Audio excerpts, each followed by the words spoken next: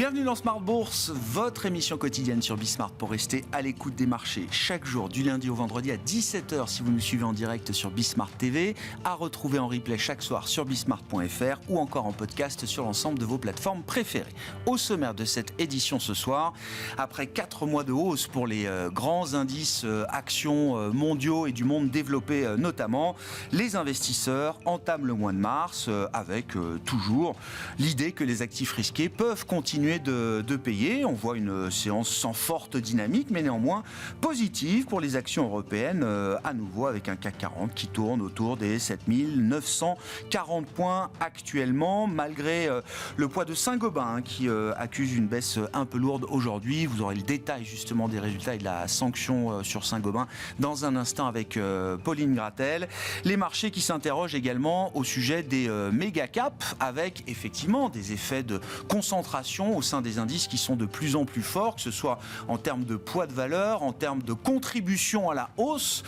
Nvidia représente jusqu'à un quart de la hausse du S&P 500 depuis le 1er janvier. Et donc c'est un peu la bataille des acronymes. Le marketing financier est très puissant, vous l'avez sans doute remarqué. On parle des 7 magnifiques aux États-Unis. En Europe, Goldman Sachs nous propose les granolas. Citi nous propose, toujours côté européen, les Super 7. Et puis, j'ai presque envie de remettre au goût du jour un acronyme qui a fait un peu long feu, les BATX côté chinois. Alors il faut peut-être rajouter d'autres valeurs aujourd'hui côté chinois, par exemple Pinduoduo, PDD, qui est plutôt une valeur chinoise qui s'est bien comportée par rapport aux autres méga caps chinoises. Mais voilà, je demanderai aux invités de Planète Marché de faire leur choix entre ces différents paniers de valeurs qui sont proposés par les brokers aujourd'hui. Discussion à suivre donc dans quelques instants. Et puis dans le dernier quart d'heure de Smart Bourse, nous retrouverons comme une fois par mois les gérants de Clartan Associés pour décrypter un cas d'investissement avec le prisme de l'analyse fondamentale. Le cas qui nous occupera aujourd'hui est celui d'Assa Abloy, le numéro 1 ou le roi de la serrure suédois de mémoire. Et le cas sera décrypté par Thibaut Dupavillon, associé et gérant chez Clartan, qui sera avec nous en plateau à partir de 17h45.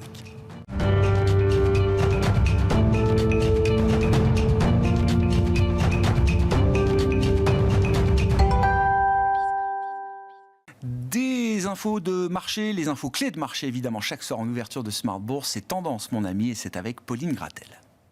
Pas le temps de souffler après la publication du corps PCE aux États-Unis que les investisseurs prenaient déjà connaissance des données d'inflation en zone euro, qui ressort en recul, certes, mais moins qu'espéré. Ainsi, l'inflation globale ressort à 2,6% après 2,8% en janvier. L'inflation cœur, elle, passe de 3,3 à 3,1% sur un an en février. La Bourse de Paris digère tranquillement ces chiffres et commence le mois de mars relativement stable, après avoir pris 3,5% en février. À Wall Street, hier, c'était la folie sur les marchés. Record absolu pour le Nasdaq 100 et pour le S&P 500, tiré par les semi-conducteurs, en particulier par AMD, qui progressait de 9%. Mais le record à retenir, c'est surtout celui du Nasdaq Composite, avec un gain de 0,9%.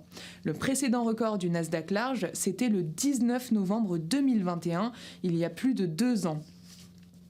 Le chômage retombe à son plus bas niveau historique en Europe. Le marché a pris connaissance de la légère baisse du taux de chômage en zone euro à 6,4% en janvier, en recul de 0,1 point. C'est conforme aux attentes. Déception par ailleurs aux États-Unis. L'ISM manufacturier pour le mois de février ressort à 47,8.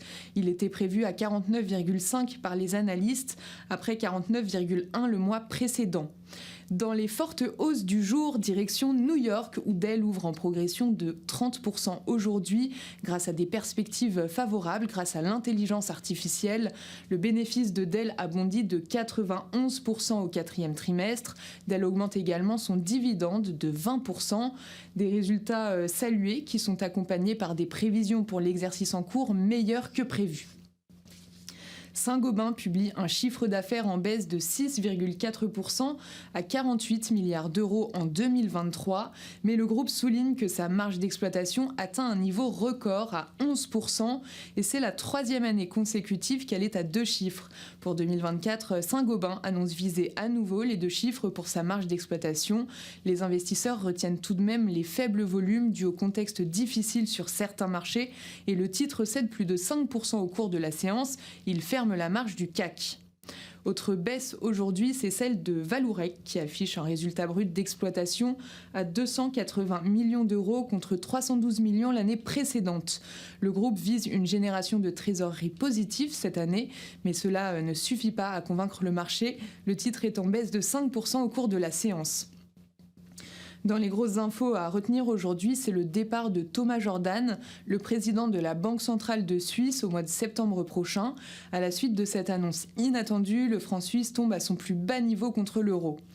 Pas d'événement majeur lundi à l'agenda, mais la semaine sera marquée par le témoignage de Jérôme Powell devant le Congrès, par la décision de la BCE et par le rapport sur l'emploi américain pour février. Tendance, mon ami, chaque soir en ouverture de Smart Bourse, les infos clés du jour sur les marchés avec Pauline Gratel sur Bismart.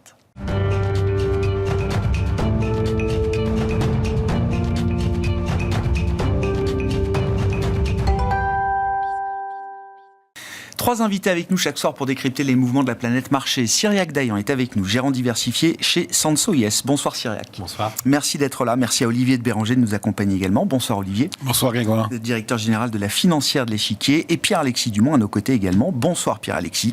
Vous êtes directeur de la gestion actions et convertibles de Groupama Asset Management. Bonsoir Grégoire. Pierre-Alexis, et si la Fed ne baissait pas ses taux ? C'est la question. Alors, c'est un peu le what-if scénario qui monte aujourd'hui après un call un peu spectaculaire, il faut le dire, du chef économiste d'Apollo Global Management, qui est une firme de private equity. On est côté buy-side. C'est pas un broker qui fait ce call pour épater la galerie. Thorsten Slock, partant de l'idée que l'économie américaine est toujours en croissance vigoureuse et loin de ralentir aujourd'hui, estime qu'il faut que le marché commence à se préparer à l'idée que la Fed n'aura pas besoin de baisser ses taux en 2024. Ça tombe bien, il est d'accord avec toi. Non, mais c'est un narratif qui prend de la résonance. Et justement, c'est intéressant parce que c'est quelque chose auquel vous avez déjà réfléchi chez Groupama. On a eu 2 mois un peu difficiles. Novembre et surtout décembre. Et décembre était un mois un peu compliqué vis-à-vis d'un certain nombre d'investisseurs et vis-à-vis de l'actionnaire. Oui, donc nous, on a cette vision de plus de croissance, plus d'inflation. Donc depuis longtemps, alors qui s'appuie sur 3 éléments principaux, qui sont la résilience du marché de l'emploi. Et donc on va arriver en effet à des niveaux de palier de désinflation une fois qu'on a résolu les problèmes de chaîne de valeur, d'inflation des coûts liés à l'Ukraine & Co. Là, on va commencer à rentrer entre guillemets dans le dur. Et donc, de ce fait, nous, ce qu'on voit, c'est plutôt un niveau d'atterrissage de l'inflation qui sera au-dessus de 2%, de façon assez tendancielle longue. Et donc, de ce fait, ce qui va se passer, c'est que les marchés vont prendre un peu de temps à se faire à ce niveau d'atterrissage. Et ça, c'est clair. Ça, c'est le premier point. Le deuxième point, c'est qu'on a eu une récession industrielle, notamment aux États-Unis. Ça redémarre. Et donc nous, on anticipe un redémarrage américain qui, comme toujours, va entraîner un redémarrage européen et sans doute à la marche chinoise. Et le troisième point, c'est toujours des politiques budgétaires très expansionnistes, notamment via les grands plans d'investissement aux États-Unis. Et vous n'avez pas une entreprise européenne qui vous parle pas de l'IRA. Donc, je ne peux pas dire que ce n'est pas des gros impacts, notamment dans le secteur industriel. Et donc, de ce fait, on pense qu'on aura un moment, disons, de réalisation où on va passer, je crois qu'on était monté jusqu'à 5 baisses des taux. Oui, un bon 150 BP, donc 5-6, oui, c'est ça. Voilà. On démarrait l'année où on finissait 23, avec 6 baisses de taux, à commencer par le mois de mars. Maintenant, on est à peu près à 33 et 4. Ouais, voilà. C'est ça. Et nous, on a 2. Et Apollo à 0.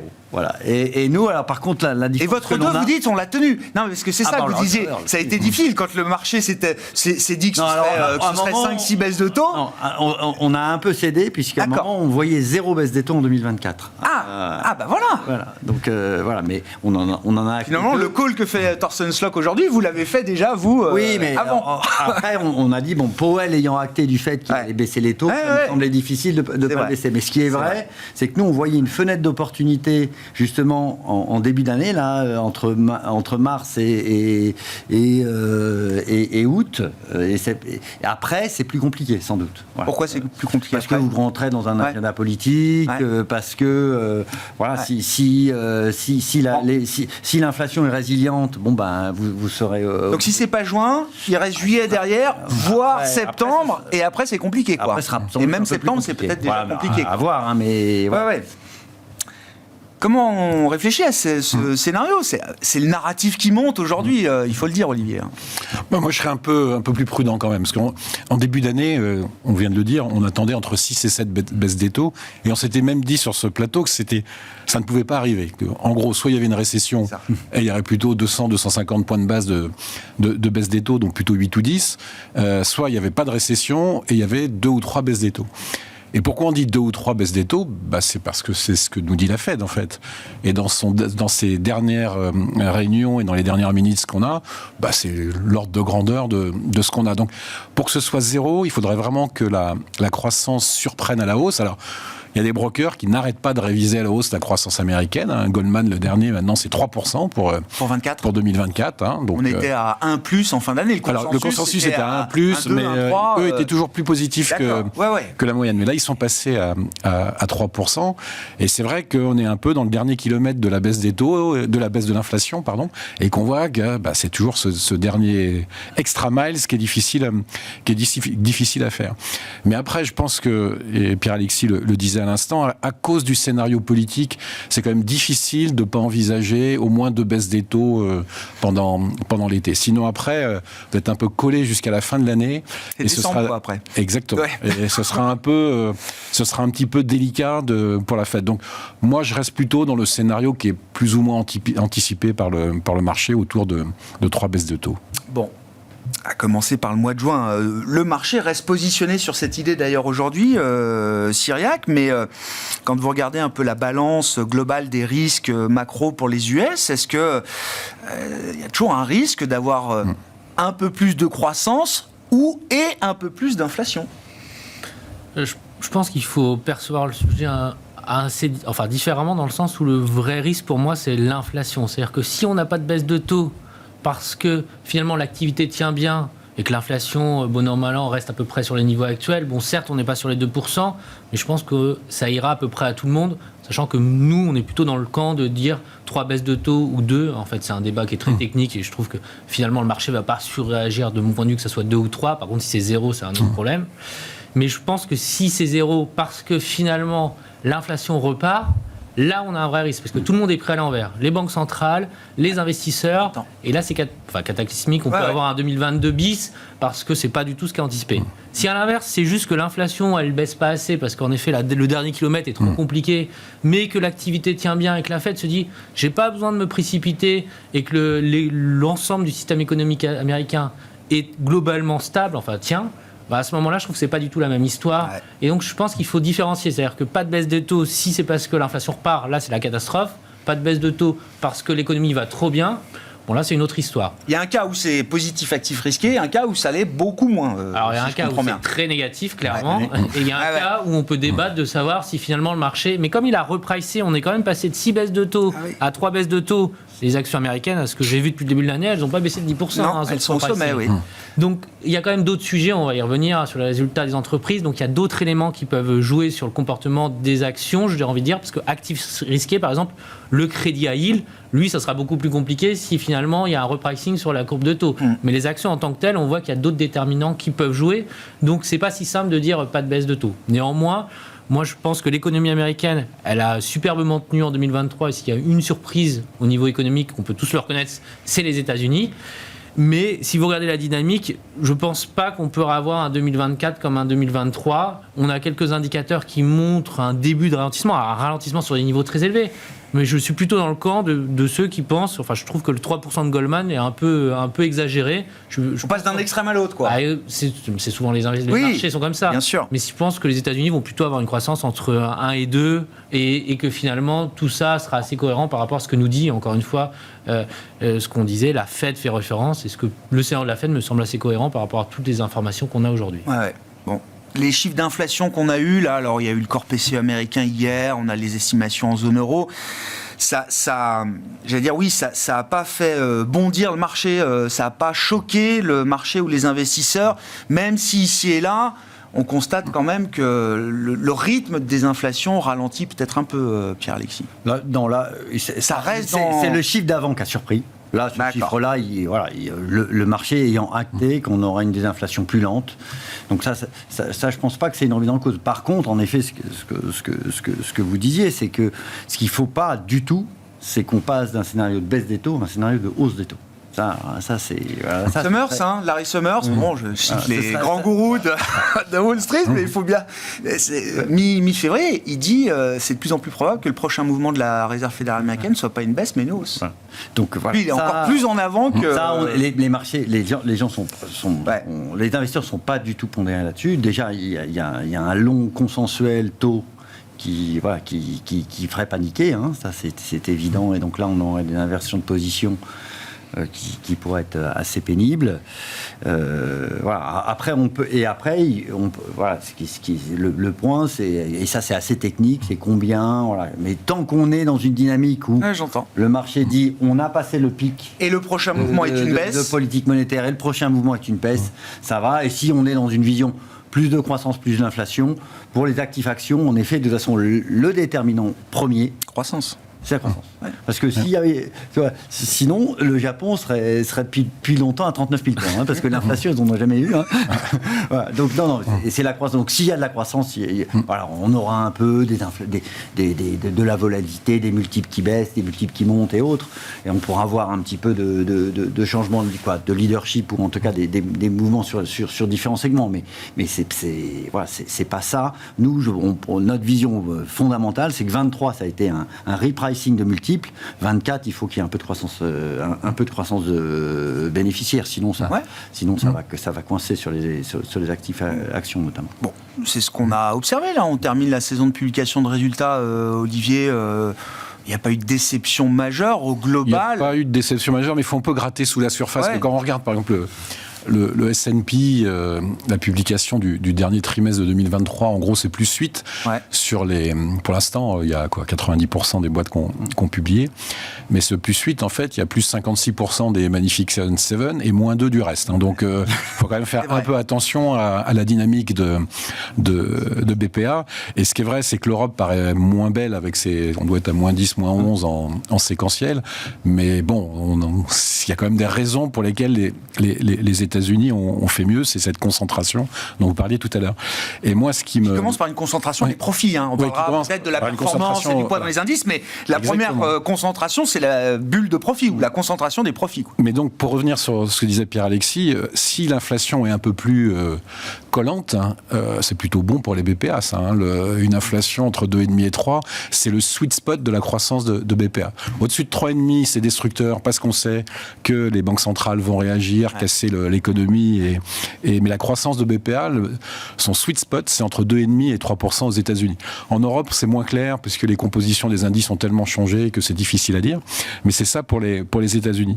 Et moi, ce qui m'intéresse dans ce qui s'est passé depuis le début de l'année, c'est quand même on a eu un repricing du marché obligataire assez net. On a pris 50 BP en gros sur les 10 ans. Mais pour revenir sur ce que disait Cyriac, ce 50 BP de hausse, il n'est pas du tout dû à une peur de l'inflation qui baisserait plus lentement ou qui reviendrait. Il est dû à une meilleure croissance anticipée par les marchés obligataires. Et si vous regardez les break-even, d'inflation, le marché n'a pas changé d'idée par rapport à ça. Break-even d'inflation, on a 2,3. Sur les 30 dernières années, on avait à 2,2 en moyenne. Donc, le marché pense que les banques centrales ont gagné ou vont gagner. Après, comment ça va s'exprimer dans le résultat des entreprises ? C'est sûr que c'est la top line et donc la croissance réelle qui va nous le dire. Mais moi, je pense que les banques centrales et le marché peut très bien s'accommoder d'une inflation entre 2,5 et 3. Oui, avec la croissance qui va avec, etc. Ça fait une croissance nominale quand même autour de 5 peut-être pour les États-Unis. Et donc les BPA, un peu de leverage, un peu d'efficacité opérationnelle, et ça fait 10% de croissance de BPA. Ouais.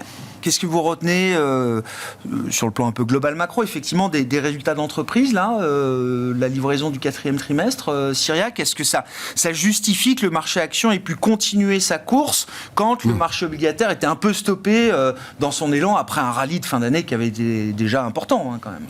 Alors, Oui, parce que finalement, tout ça est assez cohérent. Déjà, il faut regarder les surprises. Je pense que quand on regarde la bourse, si vous regardez juste les données telles quelles, vous ne comprenez pas grand-chose. Et on peut être étonné que l'Europe est bien performée depuis le début de l'année avec des BPA qui ont quand même baissé. Hein. On est alors moins 7, moins 10 en fonction de l'indice que vous regardez. Mais comme on attendait pire, finalement, l'Europe s'en sort pas si mal. Aux États-Unis, on est tellement habitué à avoir des bonnes surprises, mais encore une fois, si vous regardez par rapport à l'historique, les bonnes surprises, elles ont été encore un peu plus fortes que d'habitude. Et on va sortir à quasiment 10% de croissance de bénéfices. Donc c'est quand même, 10%, on est quand même plutôt historiquement, on est solide, voilà exactement, avec des bonnes surprises. Donc ça va plutôt dans le bon sens. Puis il y a une sorte d'effet magique, hein, on en parlait, mais c'est tout ce qui est intelligence artificielle, ce truc-là. Dès que c'est dans une news quelque chose, ça surprise, ça réagit très fortement. Alors ce qui est quand même intéressant, je trouve, on va prendre le cas de Nvidia, qui est le plus symbolique, c'est que si vous regardez la boîte aujourd'hui, avec les résultats qui sont sortis, vous la payez moins cher aujourd'hui qu'il y a un an. Donc il y a quand même quelque chose qui n'est pas tout à fait... Enfin, quand je dis magique, j'exagère un peu, parce qu'il y a des boîtes, et en particulier Nvidia, qui trustent quand même tout ce mouvement-là. Aujourd'hui, avec des résultats qui sont quand même stratosphériques, permet que cette revalorisation, en fait, elle n'existe pas. C'est-à-dire qu'on paye moins cher Nvidia aujourd'hui qu'il y a un an. Alors, c'est pas vrai pour toutes les boîtes techno, c'est pas vrai pour toutes les 7 magnifiques, mais cette boîte qui est la plus symboliquement engagée sur tout ce qui est intelligence artificielle, elle n'est pas dans ce phénomène un peu de bulle que certains pourraient croire. Et je rajouterais que si vous regardez le S&P hors les 7 magnifiques, vous avez un PE qui est en dessous de la moyenne historique. Et si vous regardez uniquement les 7 magnifiques, certes, c'est cher, mais c'est cher pour c'est à moins de 30, hein. Exactement. C'est cher, mais finalement... oui, mais pour des boîtes de croissance... Oui, mais... Pour des boîtes de croissance... Et si vous regardez par rapport comparé à No Call, si on compare à... j'enlève Kering, mais si on compare à L'Oréal, LVMH, Hermès... c'est plus de 30, hein, donc... oui, c'est ça, voilà. Toutes ces boîtes sont à plus de 32 P. Bon, c'est pas les mêmes franchises, etc., hein, mais... Et c'est ça qui est une spécificité aussi américaine. Et c'est pour ça que, pour moi, il n'y a pas de bulle, parce que, contrairement à 2000, et on l'a souvent dit sur ce plateau, mais en 2000, on achetait des boîtes qui faisaient pas de résultats. Là, c'est pas du tout la même histoire. Et la deuxième chose, c'est que si vous voulez acheter les futurs de l'intelligence artificielle aujourd'hui, il faut acheter aux États-Unis. Il faut acheter. Enfin, c'est malheureusement pas nos boîtes à nous en Europe qui sont exposées à ça. Et donc, les Américains ont une sorte de prime qui peut justifier. Donc, tout ça pour dire que je trouve que la vraie bonne surprise du début d'année, c'est les résultats des entreprises qui, de nouveau, justifient cette hausse qu'on constate et qui semble se poursuivre début mars. Et pourquoi est-ce que le marché considère que Nvidia, ça vaut toujours 25 ou 28 de PE, enfin je sais pas combien on est sur Nvidia, mais le marché veut pas appliquer un multiple plus élevé que ça à Nvidia aujourd'hui. Une boîte qui a pris 250% il y a un moment donné. Mais rationnellement, non, mais, oui, non, mais rationnellement. Non, mais est-ce que ça veut dire que le marché s'interroge déjà sur le futur d'Nvidia et pense déjà à un moment sur capacité, commoditisation, etc. Est-ce qu'il y a déjà dans le fait que le PE se tienne à ce niveau-là, est-ce que ça veut déjà dire que le marché est dans cette logique-là ? C'est la marge qui est mise en question par la valorisation. 76% de marge brute. 76% de marge brute. Le marché sait que c'est intenable. On sait que le sac à main qui va disrupter le sac Hermès, il est quand même pas, il va pas venir dans les 3 années qui viennent, alors que des GPU, il y a des gens qui vont finir par savoir en faire, avec tout l'argent qui est dedans. Donc c'est plus le pricing qui est à mon avis dans le 25-27 fois les 2025. C'est ça qui est mis en, qui n'est pas payé par le marché. C'est-à-dire une marge pareille, c'est pas soutenable à horizon 10 ans. Oui, mais ça veut dire que le marché s'aveugle pas il est assez rationnel, je suis d'accord. La valo est pas exubérante, c'est plutôt rationnel. Bon, alors c'est cher ou c'est pas cher, Pierre-Alexis ? Puisque je vous ai vu tilter quand j'ai dit qu'à 30 c'était pas cher. Non. Ce qui est assez extraordinaire, c'est que ce soit les plus grosses... Le S&P est à 20, c'est ça ? C'est 20 PE à peu près au global ? 21 peut-être pour le S&P. Que ce soit les plus grosses boîtes du monde qui soient à des PE de 30. C'est-à-dire que le monde est encore un monde fini. Et donc, c'est quand même des gros business. Et pour valoriser à 10% pendant 30 ans et autres, ça veut dire qu'à terme, vous faites quand même beaucoup de chiffre d'affaires et vous vous dites qu'est-ce qui va rester pour les autres. Hein. Voilà. Donc, c'est surtout ça qui est exceptionnel. Par contre, moi, je suis tout à fait en phase. Pour information, donc, entre 2010 et 2024, les bénéfices de ces 7 magnifiques, c'est x10. Oui. La part des profits ce trimestre des 7 magnifiques, c'est 25% des profits de toutes les boîtes américaines. la part dans les indices, c'est entre 28 et 30. C'est ça. On n'est pas du tout... Il y a une cohérence. C'est pas du tout la bulle Internet. Hein. Ouais. Voilà, c'est juste, pour moi, le constat d'un contexte où on est dans un monde où winner takes all. Et ça pose d'autres problèmes à moyen terme, qui est, voilà, on a besoin de concurrence à un moment ou à un autre. Mais c'est vrai que Nvidia, comme on le disait très justement, à un moment, aujourd'hui, ça cristallise tout l'IA. Mais ça va se diffuser. C'est-à-dire qu'AMD est en train d'arriver, ils vont sans doute produire des GPU, on va avoir sans doute Intel qui va finir par trouver des choses. Et donc, à un moment ou à un autre, il y aura un phénomène toujours d'atterrissage de Nvidia qui va sans doute à un moment monter un peu trop et rebaisser comme on l'a vu, mais c'est pas pour ça que l'IA derrière, ce sera juste le signal qu'elle se diffuse dans d'autres acteurs. Et là, voilà, et c'est là où c'est un petit peu peut-être exubérant, c'est qu'aujourd'hui tout se fait sur Nvidia. C'est-à-dire que c'est au centre du monde, un peu comme à la grande époque d'Apple. Oui,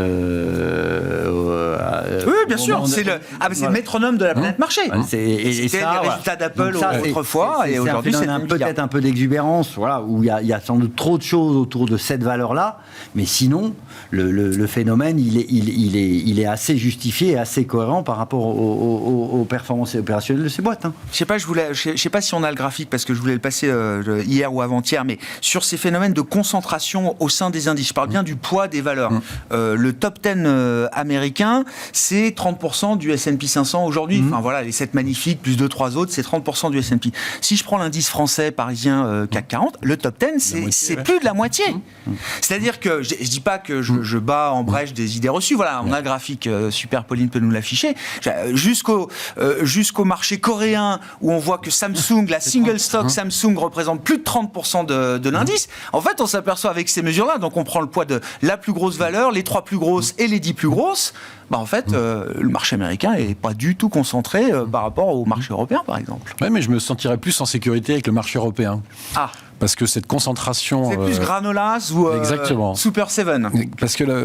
Parce que la concentration américaine, elle est exclusivement sur la tech. Enfin, si on dit que Tesla est une boîte de tech. Ce qui est quand même très différent des Granolas ou... alors, les Super 7, c'est marrant parce que c'est... en gros, vous prenez les Granolas, vous enlevez ce qui n'a pas monté et vous rajoutez 2 boîtes de luxe. City. Les Super 7, c'est City. On rajoute Ferrari c'est un peu... Bon. Donc, je t'en donne quelques-uns. C'est Novo Nordisk, évidemment, ASML, LVMH, SAP, alors City met Schneider, Goldman Sachs le met pas, il y a Nestlé chez Goldman, Ferrari chez City, L'Oréal, et chez City il y a Ferrari et Richemont en Suisse également, et puis pour Goldman les granolas, il y a aussi du LVMH, SAP bien sûr, et puis oui, ils ont du Sanofi qui a pas tellement bien marché. Voilà. Mais ce que je veux dire, c'est que ça date de 2020 les granolas de Goldman aussi. Je trouve que cette concentration là, effectivement, elle est très importante dans tous les marchés, mais elle est quand même beaucoup plus diversifiée dans les marchés hors États-Unis. Et finalement, on en revient toujours à la même conclusion. Le risque majeur pour les États-Unis et pour les Magnificent Seven, c'est un risque réglementaire. C'est pas tellement un risque économique, c'est pas tellement un risque de disruption qui va arriver dans le trimestre qui vient. C'est qu'un jour, il y ait une assemblée américaine, un président qui décide qu'ils ont un monopole et qu'il faut les casser. Mais tant que ça n'arrivera pas, c'est difficile de déconcentrer le marché. Je le disais tout à l'heure, c'est croissance des bénéfices des Super 7 au dernier trimestre, même des Magnificent Seven, même avec Tesla, c'est plus 56%. Donc, ça veut dire que le risque de régulation, c'est un jour, comme vous dites. Moi, je me souviens au début de l'administration Biden, il nomme, alors je n'ai plus son nom en tête, à la FTC, une superwoman qui a fait toutes ses classes sur le dossier Amazon, le cas Amazon, vous allez voir ce que vous allez voir. C'était un des risques du début du mandat Biden. Évidemment, tout ça est oublié. Personne ne parle de casser ces entreprises qui sont en plein déploiement de dépenses d'investissement. Ils ont perdu des procès. Et puis surtout, ils bénéficient de la confrontation géopolitique avec les Chinois. C'est-à-dire que les États-Unis, en tant que superpuissance, n'ont pas intérêt à casser leur monopole maintenant. Ouais. Sur ces marchés actions, alors on me disait prime de risque aux États-Unis sur les marchés actions, c'est quand même 0 voire négatif. Et puis à l'autre bout du spectre, évidemment, il y a la Chine où là on a une prime de risque stratosphérique. Comment où est-ce que vous êtes à l'aise là pour la partie action aujourd'hui, Cyriac ? Alors déjà sur les États-Unis, comme on vient de le dire, c'est cher à certains endroits, mais si vous regardez le Russell 2000, il est pas cher. Donc il y a 2 styles de gestion dont je suis content de pas, enfin, je suis Pas content avoir choisi. de pas être dessus, c'est les small cap et la Chine. Hein. C'est quand même deux, enfin, les gérants de ces deux classes d'actifs, sous-classes d'actifs, sont quand même dans un chemin de croix depuis 2 ans, voire 3 ans. Hein. Donc c'est très très compliqué. Donc je veux dire, c'est pas juste la Chine qui sous-performe. Si on regarde les small cap européennes depuis 3 ans, vous avez en tendance, vous avez quand même quelque chose d'assez un bear market, un joli bear market. En relatif, ce qui est encore plus difficile, c'est-à-dire que vous avez quelque chose qui vraiment monte pas, alors, et quand le reste monte, et donc c'est très difficile à vivre. Pour répondre à votre question sur la Chine, globalement, moi je trouve que c'est compliqué dans le sens où on aurait eu envie d'avoir un raisonnement sur la Chine positif il y a 1 an, et finalement ça n'a pas réussi, mais il y a un moment donné, forcément, l'élastique il est tellement tendu que ça va repartir, et ça va repartir fort. Et donc on le voit d'ailleurs depuis quelques jours. Depuis le début du mois de février, la Chine fait le mieux parmi les grands indices mondiaux. Hein. Et je pense que l'argument, en fait, il n'est pas à chercher au niveau économique ou au niveau des résultats des entreprises chinoises qui sont loin d'être extraordinaires aujourd'hui. C'est à regarder du côté du politique chinois. C'est-à-dire que au cours de 2022-2023, on nous parlait de tout sauf d'économie. C'est-à-dire que globalement, on nous parlait, il y a eu des problèmes, par exemple sur les secteurs. Ils ont décidé de complètement rendre public, donc sortir complètement de la cote de certains secteurs comme l'éducation, des choses comme ça. Là, depuis 6 mois, il n'y a pas une semaine où il n'y a pas une déclaration d'une autorité, voire du président chinois, qui nous parle de l'économie. L'économie est revenue. Et même des marchés. Même des marchés. Alors là, on est vraiment au stade. Et ça, c'est le game changer, je pense. C'est que les Chinois, finalement, se rendent compte que dans la confrontation globale qui est en train de s'organiser, d'avoir des bourses qui baissent de 10 ou 15% quand les actions américaines montent de 20 ou 25, ça va quand même poser un problème, et ça pose déjà un problème quand on voit le niveau d'investissement. Si y avoir des investissements directs étrangers en Chine aujourd'hui, c'est une catastrophe. 0, plus rien. Et je pense que c'est plutôt à ce niveau-là que les choses sont en train de changer. Donc je dis pas que c'est le call pour les 10 prochaines années. Mais tactiquement, il y a quelque chose à faire. Nous, on a la conviction. Alors on a envie de le jouer, peut-être pas directement sur les actions chinoises, mais avec un MSCI émergent. Alors il faut avoir en tête que aujourd'hui, les actions chinoises, c'est environ 20% d'un MSCI émergent. Quand il y a 5 ans, c'était 35%. Hein. Donc il y a quand même un repricing, l'un des montées, enfin d'autres pays. Mais je trouve que le MSCI émergent, il a quand même beaucoup de vertus. Ça permet d'avoir une exposition chinoise qui n'est pas à zéro. Mais globalement, les actions hors Chine émergente, elles ne sont pas très chères non plus. Et donc, je trouve que le MSCI émergent, c'est un bon call aujourd'hui, dans une logique tactique, je ne dis pas à horizon 10 ans, mais à horizon 1 an, pour finalement jouer une surperformance des pays émergents contre les pays développés, un peu de manière tactique. Et en termes de tactique ou de diversification, vous préférez ce MSCI émergent aujourd'hui à des indices small cap ? Oui. D'accord. Parce que, tout simplement, sur les small cap, les arguments sont quasiment les mêmes. Hein. D'ailleurs, enfin, le côté valorisation, il va dans le même sens. Mais je ne vois pas le catalyseur, et je trouve que l'IA prend tellement la place aujourd'hui. Alors, peut-être qu'à un moment donné, les choses ont changé, mais pour l'instant, ce n'est pas le cas. Et les small cap ont beau sortir des résultats, en plus, qui ne sont pas dingues, mais voilà, il faudrait vraiment qu'elles sortent des super résultats. Et pour ça, on va revenir un peu sur la macro, en tout cas en zone euro, qui est la partie small cap que je connais le mieux, il nous faut un peu de croissance. C'est-à-dire que les small cap, elles ont besoin d'avoir un peu de croissance pour repartir, en particulier tout ce qui est industriel. Et tant que l'Allemagne ne repart pas, et ce n'est pas forcément la situation aujourd'hui, je trouve qu'en termes de timing, ce n'est pas le moment où j'ai envie de me remettre long small cap. On m'a montré qu'il y avait une corrélation quand même très directe entre le niveau des taux et les small cap aujourd'hui. C'est-à-dire que c'est un peu sans baisse de taux, pas de salut pour le marché des small cap, et ça reboucle un peu avec le début de la discussion. On se disait, tiens, est-ce qu'on ne va pas effacer encore quelques baisses de taux cette année, en 2024 ? Oui. Alors, sur les actions, sur les actions, small, chinoises ou autres. On en parlait, il y a un risque de concentration. Et donc, un des moyens, quand même, d'atténuer ce risque de concentration quand vous êtes un gérant action. Alors, c'est vrai que là, vous avez deux mondes. Vous avez la vue d'un gérant allocataire, qui est, voilà, il y a la vue d'un gérant action, voilà, qui n'a pas forcément les mêmes leviers de marges de manœuvre, portefeuille et de marge de manœuvre. Et là, nous, on considère que après, en effet, ce fort repricing et le fait qu'on considère quand même qu'on a atteint le pic des taux et qu'on devrait quand même avoir de baisses de taux cette année, ça commence à être intéressant, justement, de diversifier ce risque de concentration, que ce soit en Europe et surtout aux États-Unis, parce que vous avez le même raisonnement aux États-Unis, en achetant des small caps, sachant que les small caps sont toujours pris comme une espèce espèce de classe d'actifs uniques, alors que vous avez 1800 valeurs dedans, après, avec des disparités, mais qui sont... Et voilà, vous avez des boîtes qui... Il y a tout et son contraire. Non, mais son contraire, des Fallen Angels, voilà. Et donc là, l'idée est plutôt justement d'acheter de la diversification qui nous semble un peu clé. Nous, on n'aime pas quand même des marchés où vous avez une trop forte concentration, parce que voilà, même si c'est le signe d'une performance exceptionnelle, voilà, derrière, on sait toujours qu'on peut avoir des phénomènes d'exubérance, on peut avoir des retournements de marché avec des violences en termes de cours qui peuvent être assez forts. Et c'est vrai que là, aujourd'hui, quand vous regardez les flux, il n'y a que des flux sur les technologies américaines aujourd'hui. Hein. Donc attention, si ça se retourne, on ne sait jamais. Voilà, donc ça nous semble intéressant, mais en étant en effet encore sélectif et en privilégiant, en effet, alors surtout en Europe, les sociétés qui arrivent à vous sortir de la croissance. Ça, c'est évident. Mais donc on serait un peu sur... On cherche le même profil de société, mais avec une taille un peu moins forte, et qui se sont un peu qui ont perdu un peu en pricing, soit parce qu'ils ont été des Covid winners et ils sont devenus des losers, mais là on commence à avoir un peu plus de normalisation devant, soit parce que en effet ils sont sur des technologies intéressantes à moyen long terme. Le Russell a bien fait, je crois, cette semaine, Russell 2000 aux États-Unis. Alors évidemment, l'idée n'est pas du tout d'être absent de la tech après tout ce qu'on vient de dire, donc il faut être exposé à la tech.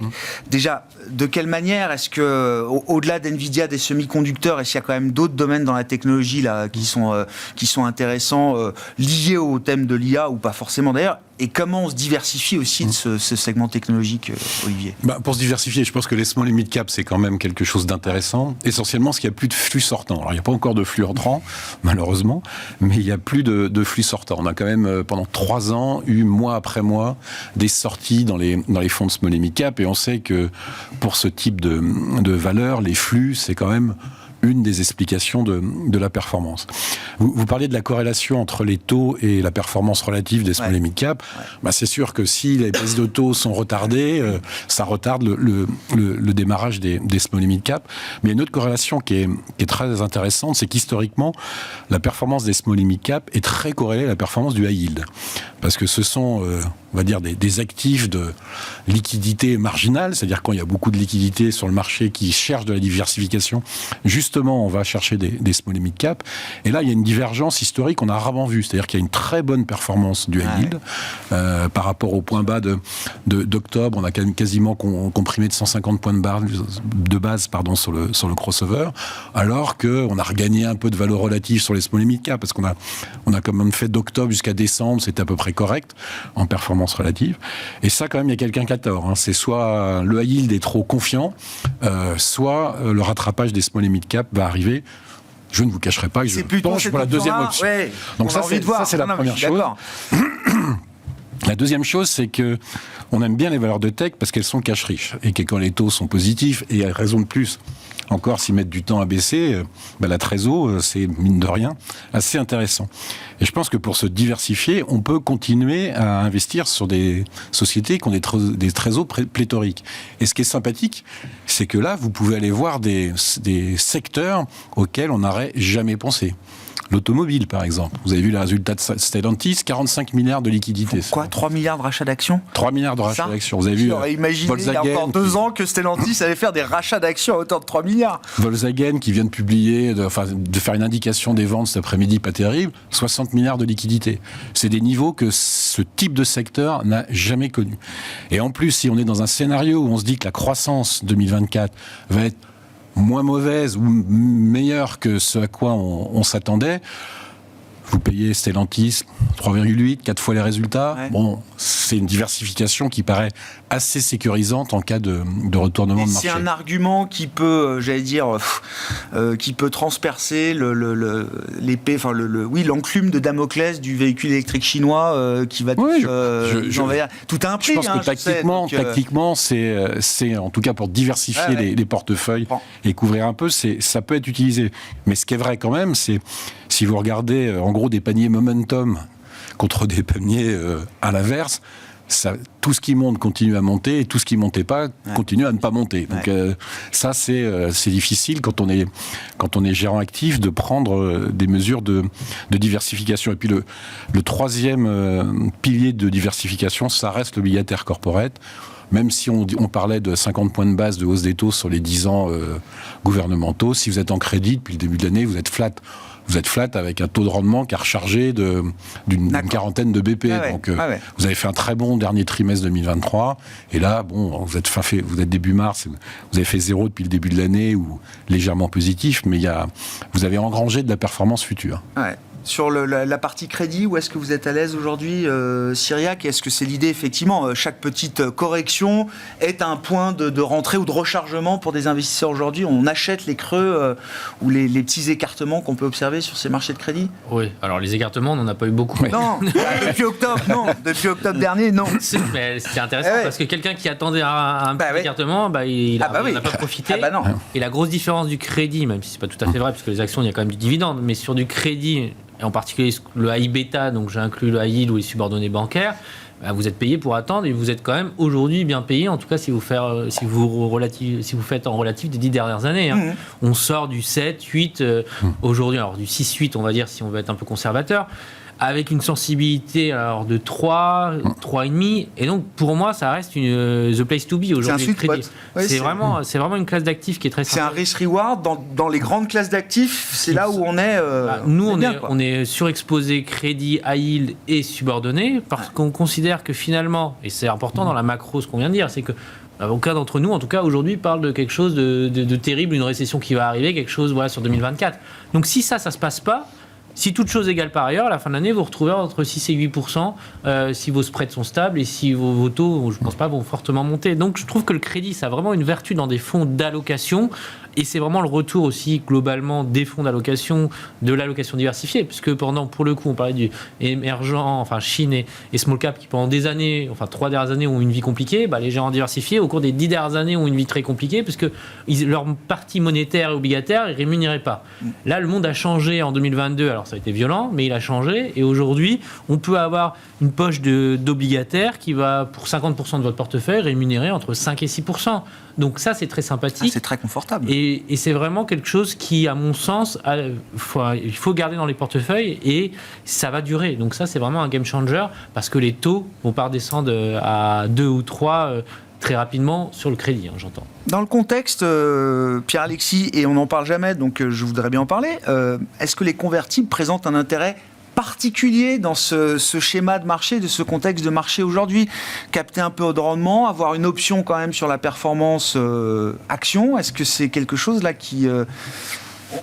On a rechargé, on a rechargé les piliers de performance, que ce soit sur la partie taux, que ce soit sur la partie crédit, que ce soit sur la partie action et que ce soit sur la partie plus technique qu'on appelle volatilité, c'est-à-dire la façon dont on valorise la convertible, est-ce qu'elle est à sur ou sous-cote par rapport à l'option sous-jacente. Bon, c'est un peu technique, mais donc là, en effet, historiquement, c'est un très bon timing sur les convertibles, puisque c'est en rendement risque, c'est une très belle classe d'actifs qui est assez proche de celle que vous pouvez avoir sur le crédit ou sur le high yield sur très longue période. Donc c'est clairement, en général, des très bons timings. Le point aujourd'hui sur la partie européenne, c'est pour que la classe d'actifs performe, il faut un peu de primaire. Et pour l'instant, on manque de primaire en Europe. Et ça, voilà. Donc tant qu'on n'a pas de primaire en Europe, voilà. Donc on conseille plutôt de faire du convertible global, puisque là, le primaire aux États-Unis est là.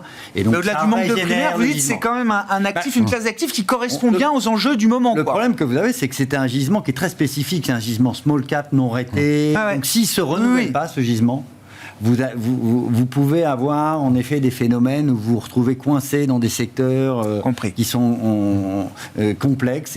Et en Europe, on a tout le secteur du food delivery, par exemple, qui est un gros secteur. D'émetteurs de convertibles. Qui est un gros émetteur de convertibles. Et ça, les business models sont encore pas complètement là. Alors qu'aux États-Unis, vous avez, le mois dernier, c'est 9 milliards d'émissions sur le marché américain. Et des taux taux plus hauts, avec des besoins de refinancement plus importants. Donc, on a une capacité de régénérer les portefeuilles bien meilleurs. Donc, nous on trouve que c'est intéressant, mais on pousse beaucoup plus les convertibles globales que les convertibles européennes aujourd'hui. Bon, j'avais une dernière question.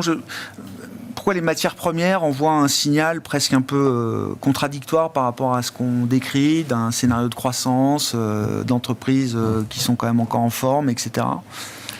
Il y a des explications. Les indices de matières premières sont quand même déprimés, quoi, pour le dire. Alors ça dépend quelle matière première vous regardez. Hein. Oui, le cacao et le jus d'orange. Le cacao, c'est une chandelle qu'on a rarement vue. Hein. Donc, l'an dernier, le trio de tête, c'était cacao, uranium et jus d'orange. Je pense que là, quand même, on est un peu... Je parlais du momentum sur les actions depuis le début de l'année, qui était un peu difficile pour les gérants actifs. Je pense qu'on a exactement la même chose. On a quand même des marchés qui sont plutôt aux mains des CTA et des trend followers, enfin des suiveurs de tendance. Et là, quand vous voyez ce qui se passe, le cacao, en gros, ça fait x4, à peu près. Hein, donc, et ça continue. Alors là, ça consolide depuis 2-3 jours. Mais bon. Tout le monde panique. Mais je pense que le message, il est quand même que globalement, la croissance potentielle, même des États-Unis et de l'Europe, elle a baissé. On n'est plus à 3,5 aux US et on n'est plus à 2,5 en Europe et surtout en Chine. Les 5%, il va falloir les sortir.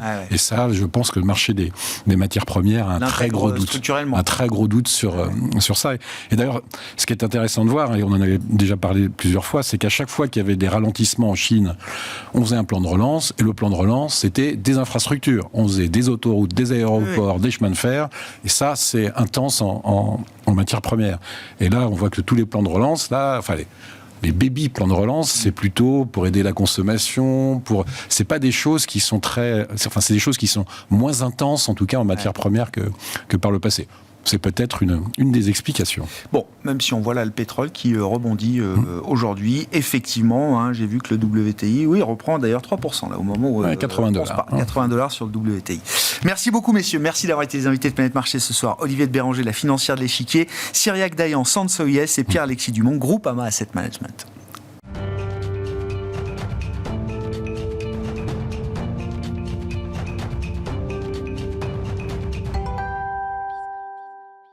Le dernier quart d'heure de Smart Bourse, c'est le quart d'heure thématique. Une fois par mois, nous décryptons un cas d'investissement avec le prisme de l'analyse fondamentale avec les équipes de Clartan Associés. Et nous recevons ce soir Thibaut Dupavillon, associé et gérant financier chez Clartan Associés. Bonsoir Thibaut.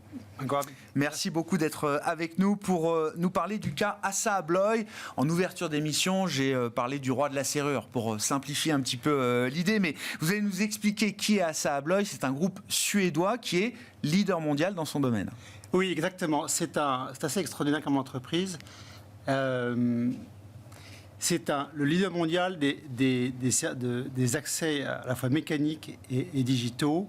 C'est une entreprise qui fonctionne sur un modèle qui est assez résilient, parce que 2/3 de l'activité, c'est du remplacement, qui voit son mix produit s'améliorer depuis une trentaine d'années, de façon assez continue, qui a une politique d'M&A très habile, et puis qui est extrêmement bien gérée avec des marges élevées. De mon point de vue, c'est vraiment l'entreprise de fonds de portefeuille, comme on disait autrefois, de père de famille, qu'on peut acheter aujourd'hui dans de bonnes conditions à un prix raisonnable. Voilà. C'est la grande qualité de fonds de portefeuille qu'on recherche pour construire un portefeuille et pour assurer un portefeuille. C'est ça, exactement, Thibaut, hein. Exactement. Ouais. Qu'est-ce qu'ils font quand vous dites accès digitaux et physique? Moi, je dis serrure, mais je comprends que c'est un peu plus compliqué que ça, quand même. Oui, mais c'est les origines de l'entreprise. Elle a été créée en 1994, ce sont deux Nordiques qui se sont mariés, un Suédois, Assa, et un Finlandais, Abloy, qui faisaient des serrures et des cadenas. Et ils avaient en tête que, vous l'imaginez bien, que c'est un marché de remplacement et que la clientèle est très fidèle à des marques fortes. Si vous cassez votre clé dans votre serrure en rentrant ce soir, il est assez vraisemblable que vous changez le barillet, mais pas toute la serrure et pas toute la porte blindée, évidemment. Et donc, il y a des positions à qui sont très fortes. Alors, ça, c'est le métier originel. Et puis, ils ont migré vers plus de valeur ajoutée, vers des serrures électromécaniques. Donc, quand vous composez, par exemple, un code sur la serrure, des serrures qui sont digitales, des serrures qui dans les chambres d'hôtel, vous savez, vous avez parfois vous pouvez éviter de passer par la réception, on vous envoie un token et vous pouvez accéder directement à votre chambre avec votre smartphone. Et puis un autre segment qui est assez important chez eux, c'est toutes les portes assez sophistiquées d'ailleurs qu'on trouve dans les entrepôts logistiques et dans les usines. Donc des portes coupe-feu, des portes automatiques, la porte de votre immeuble qui n'était pas automatique d'ailleurs. Non, je vous confirme. Oui. Ils font ça aussi. Ouais. Et aussi des portes de sécurité anti-incendie. D'accord. Mais et là, vous décrivez quelque chose. Ces derniers segments de marché, c'est des segments à haute valeur ajoutée, à forte marge pour un groupe comme Assab. Oui, alors c'est ça qui est la beauté de l'histoire, c'est que votre porte blindée, c'est pas mal. Rubis est sans doute assez robuste, un peu rustique, je ne sais pas, mais c'est solide. Ça dure dans le temps. Ça dure dans le temps, comme on dit. Les nouveaux segments ont une durée de vie qui est plus courte et qui demandent plus de services. Et donc, vous pouvez avoir une rentabilité qui s'améliore sur la durée ou au moins qui se maintient. Voilà.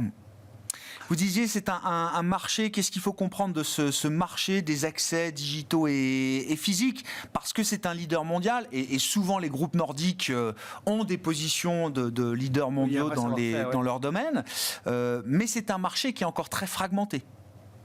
Alors c'est un marché qui est important parce que c'est à peu près 100 milliards d'euros de ventes dans le monde. C'est un marché qui est fragmenté mais qui est localement un peu concentré. Pourquoi? Parce que c'est comme dans beaucoup de métiers, c'est la taille qui dicte la marge. Et dans ce cadre-là, vous avez quelques acteurs qui sortent un peu du lot. Assa Abloy en fait partie, 12% part de marché mondial. Et vous avez en face, juste après, un Américain, qui est sous pavillon irlandais, mais c'est plus la complaisance. Mais l'activité est américaine. Gion qui fait 4% de part de marché mondial. Et un Suisse qui fait 3% de part de marché mondial. Donc vous voyez, il y a encore beaucoup de marge de manœuvre s'ils veulent croître. C'est un marché qui croît à PIB plus de 3%, et quand vous avez plus de valeur ajoutée, ça va beaucoup plus vite. Qu'est-ce que je peux vous dire d'autre? L'organisation du groupe. Vous dites, au tournant des années 2000, il y a eu presque une révolution culturelle, opérationnelle au sein du groupe Assa Abloy, qui fait tout son intérêt aujourd'hui, j'imagine. Oui, c'est clé, c'est vraiment déterminant. Mais d'ailleurs, je me demande, c'est pas l'organisation n'est pas symptomatique de beaucoup de groupes nordiques. Donc, entre 1994 et 2000, le groupe a acheté des marques à tout va pour asseoir des positions sur la durée. Et tout ça s'est fait au prix d'un rendement assez lourd qu'il a fallu digérer. Donc, révolution culturelle au sens où ils ont changé un peu leur métier. Ils sont devenus plus des assembleurs et des concepteurs. Et ils ont standardisé le plus possible les composants pour les faire fabriquer dans les pays low cost. Parallèlement à cela, ils ont une logique assez lean. Donc, la lean management, c'est surtout le plus possible d'éviter le grain de sable qui fait que les opérations vont être plus longues, plus compliquées. Ils ont une logique d'automatisation. Alors, c'est encore limité, mais parce que Assa Abloy, c'est 70 pays dans le monde, 52 000 employés, 180 usines. Ils commencent à robotiser un peu à marche forcée. Ils ont, en 2018, ils avaient 1000 systèmes robotisés, non, 100 systèmes robotisés. Il va y avoir 600 ou 700 aujourd'hui. D'accord. Donc ça va assez vite quand même. Et les équipes sont locales parce que les habitudes sont locales aussi. Mais l'objectif est aussi de partager le plus possible d'informations entre les différents marchés pour que la technologie progresse ici et là. Donc il y a beaucoup d'échanges, oui. C'est un groupe qui est un consolidateur naturel de son marché, vous l'expliquiez tout à l'heure, un marché qui est encore très fragmenté. Il mène un rythme d'acquisition assez soutenu, assez intense. Qu'est-ce qu'ils achètent en l'occurrence, Thibault ? Et il y a une acquisition notamment récente, qui date d'il y a une paire d'années, je crois, maintenant, qui, là, leur donne un accès de taille importante au marché américain. Alors, je vais juste revenir sur le business model, parce qu'ils le martèlent depuis quasiment 20 ans. Ils ont un système... Leur business model, c'est en gros fournir un top line en croissance de 10% par an sur la durée d'un cycle, et moitié acquisition, moitié organique. D'accord. Avec une une logique, c'est d'étendre le plus possible le portefeuille, d'acquérir de nouvelles géographies, de densifier le maillage géographique et d'avoir un portefeuille le plus large et le plus intelligent possible. Ce qui permet... Attendez, j'ai perdu le fil de mon idée. Non, donc politique d'acquisition, 10% de croissance par an, 5% organique, 5% croissance externe. Oui, ils ont fait 300 acquisitions. Donc ils ont un vrai savoir-faire en matière de fusion-acquisition, d'intégration. Ils sont très forts, ils ont fait 300 depuis la création du groupe, et en fait, il reste beaucoup sur le pied. Et l'acquisition américaine, moi c'est ça qui m'intéressait, Thibaut. Alors, juste pour situer un peu les choses, 50% d'activité faite aux États-Unis, 35% en Europe, et le reste ici et là. Ils sont très présents aux États-Unis, comme vous avez compris, mais ils n'étaient pas tellement dans le point de vue du résidentiel. Et il y a un acteur qui était à vendre, c'est HHI, qui leur ajoute 10% de chiffre d'affaires au niveau groupe, donc 20% en tout cas aux États-Unis, et qui est le leader incontesté sur place. D'accord. Il achète dans de pas mauvaises conditions. C'est un peu dilutif sur les marges à court terme. Et donc, il y a deux leviers qui est l'intégration, évidemment, et puis le rebond qui semblerait frémir le résidentiel américain. Dans la dernière conférence call qui a eu lieu pour la publication de résultats pour le T4, il parlait d'un frémissement de secteurs qui repartent, comme les maisons dites monofamilles, par exemple. Ouais. Et puis, de façon plus générale, aux États-Unis, tout ce qui est... ce qu'on appelle institution, donc c'est-à-dire des universités, des hôpitaux, des établissements publics ou autres, ce qu'on appellerait établissements publics chez nous, quoi. Ouais. Exactement. Ouais. Et vous dites, c'est bien un marché de remplacement. C'est-à-dire que leur croissance est liée, j'imagine, peut-être sur le résidentiel, aux nouvelles constructions, mais le gros de leur activité, c'est quand même du remplacement. C'est-à-dire que l'immobilier neuf aille bien, très bien, moyennement bien, finalement, c'est pas grave. Leur marché se fait ailleurs. Oui, bien sûr. Alors, la croissance organique était étale l'année dernière, mais les États-Unis, qui sont censés être en difficulté, on était peut-être à -1 au T4, donc c'est assez solide. Dans les 2 tiers d'activité, c'est vraiment du remplacement. Donc c'est très solide. Ouais. Bon. Vous avez la grande crise, pour aller aux extrêmes, la grande crise immobilière de 2008-2009, il y a eu un trou sur le chiffre d'affaires de 12% d'organique. Mais ça correspond en général au moment, comme ce sont des gens qui ont des poches assez profondes et qui sont très bien gérés, où ils peuvent faire leurs emplois de bonnes conditions. Ouais. Je reviens sur le cas d'investissement. Oui. C'est du fonds de portefeuille, c'est de la grande qualité. Est-ce qu'il faut se dire qu'il faut en payer le prix ? C'est-à-dire que ça reste forcément toujours un peu cher, ce genre de valeur ? Il n'y a pas d'autre choix que d'accepter ça, Thibaut ou Vous dormez tranquille, en fait. C'est quand même assez appréciable. Et les boîtes de très grande qualité, elles sont rarement décotées, elles sont rarement très longtemps. Ouais. Et on a un motto chez Clartan, on préfère acheter des boîtes de très grande qualité à un prix ordinaire que des boîtes, de boîtes ordinaires à un prix extraordinaire. Ouais. Voilà. Charlie Munger. Non mais oui, bien sûr. C'est le logiciel effectivement des grands investisseurs américains comme l'était Charlie Munger. Merci pour la référence. Oui, je le cite. Il était encore là il y a quelques mois à peine. Charlie Munger, associé, partenaire historique évidemment de Warren Buffett. Donc c'est du fonds de portefeuille, on dort dessus. Il n'y a pas beaucoup de rendement, mais il y a cette croissance régulière du résultat qui fait la performance de l'action. C'est une machine à cash et un roadshow de l'ordre de 16%. Donc c'est une capacité à générer beaucoup de free cash flow qui est utilisé pour se désendetter. Vous voyez, HHI, c'était pas petit comme acquisition. On a un levier dette sur EBITDA à 2,3 à la fin de l'année dernière. Donc ça se digère assez vite quand même. Donc ils vont repartir pour les acquisitions dans assez bonnes conditions. Assa Abloy, le roi de la serrure, je reprends mon expression, mais le spécialiste, vous l'avez compris, des accès digitaux et physiques. C'est comme ça qu'on dit sur ce marché mondial, effectivement. Et c'est une grande valeur de qualité, une valeur de grande qualité et une valeur de fonds de portefeuille. Merci beaucoup Thibaut. Merci. Merci pour votre accueil. D'avoir été avec nous ce soir. Thibaut Dupavillon, associé et gérant chez Clartan Associés. Notre rendez-vous mensuel autour de l'analyse fondamentale. Voilà pour Smart Bourse ce soir. On se retrouve lundi, évidemment, avec double émission, vous le savez, chaque lundi à 13h30 en direct et 17h pour la grande édition le soir.